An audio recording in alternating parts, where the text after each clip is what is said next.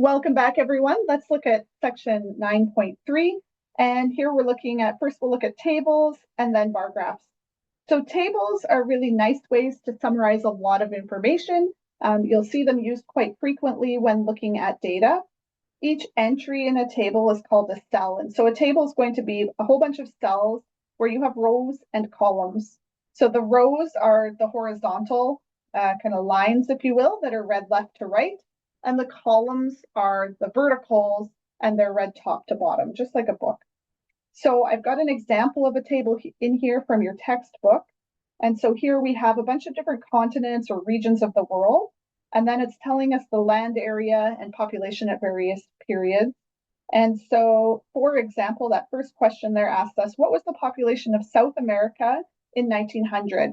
So we can look at our South America row. That's going to be this second row here that represents South America. And we're trying to find the population in 1900.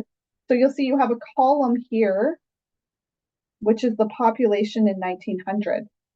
And so the population in 1900 for South America is going to be this one here, which is 38 million.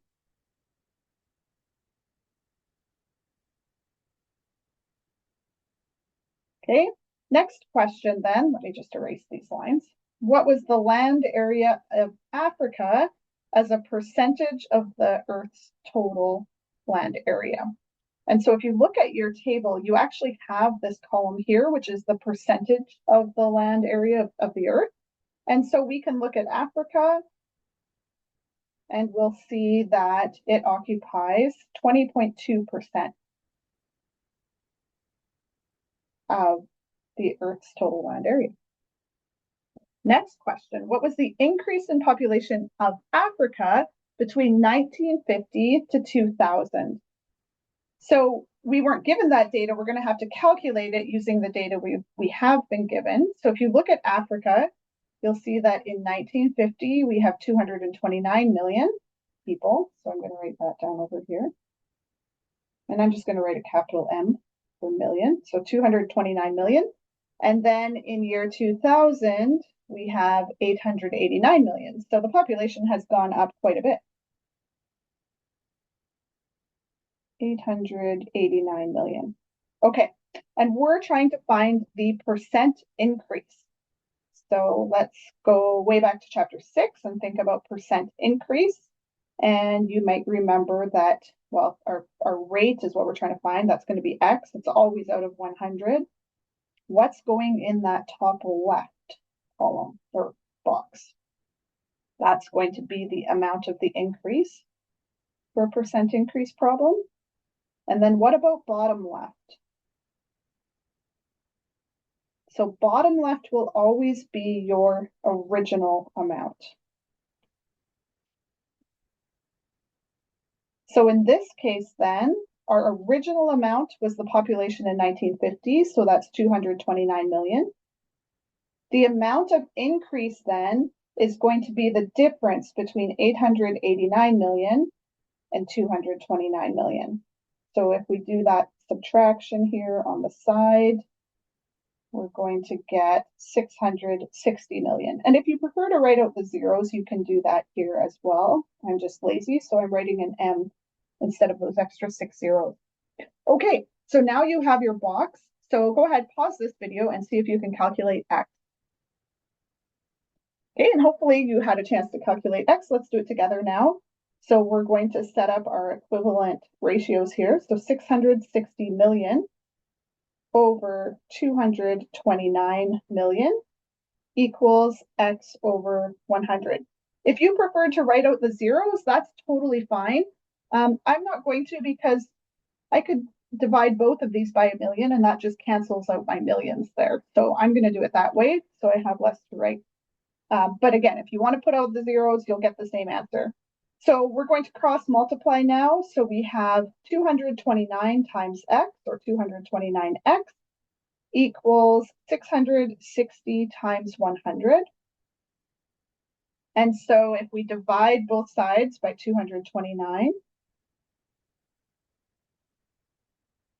we get a single X because these two 29s cancel.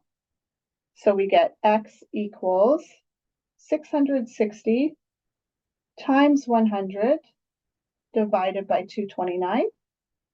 And if you calculate that out, you should end up with 288. So that means the population has increased 288%.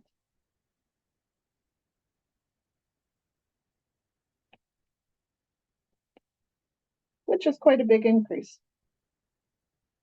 Has increased by 288%. Okay, next one. Did world population, so world population now, not just Africa, increase by a greater percent between 1900 and 1950 or between 1950 and 2000? Okay, so let's start with 1900 and 1950. And I would say this would be a good one to pause and try this on your own first. See if you can do this on your own. Okay, so in 1950, what is our population of the world? Let's take a look. I'm just gonna get rid of these old ones. Okay, so world population, that's listed on the very bottom row. And in 1950, we're looking at, well, we can think of this as, so it's 2,556,000,000, or I could write that as 2,556 million. So I'm going to do it that way. And just write my capital M here. And then in 1900, what do we have? So in 1900, we have 1,600 million.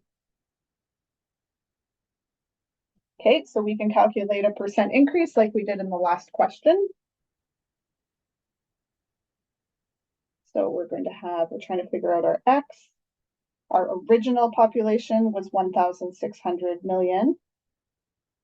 Our amount of increase is going to be 2,556 million minus 1,600 million. And what does that give us? And so I get 956 million. So our amount of increase then goes in the top left, 956 million. And so we can set up our equivalent ratios. So 956 million over 1,600 million equals X over 100. Okay, and so then if we cross multiply, we're going to have, I'm going to cancel out my M's. We're going to have 1,600X equals 100 times 956. And then we can divide both of those by 1,600. So that our 1,600s cancel on the left. And what does that give us? So if I calculate that out, I get 59.75%. Okay, and now we're going to do the same thing for 1950 to 2000. What are your predictions? I'm going to guess it's increased more in this second time period here, because we seem to just have a greater and greater rate of increase in world population as we go on. So we already figured out the 1950 population of the world was 2,556 million. And if we look at our table in year 2000, what do we have? So 6,279.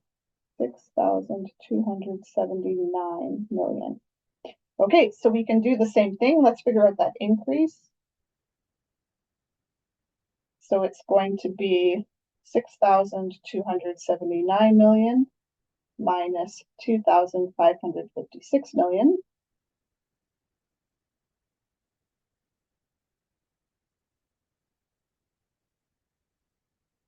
Okay, and that gives me 3,723 million. So now I can do my table. If I was smart, I would have done this all a different color. That's okay. Here's our line. Okay, so let's do our table. So we're trying to figure out our X out of 100. Our amount of increase goes in top left. That's 3,723 million. And our original population goes bottom left, which the original was the 1950, which is 2,556 million. Okay, so now we can use our cross products here. So I'm going to set up my equivalent ratios.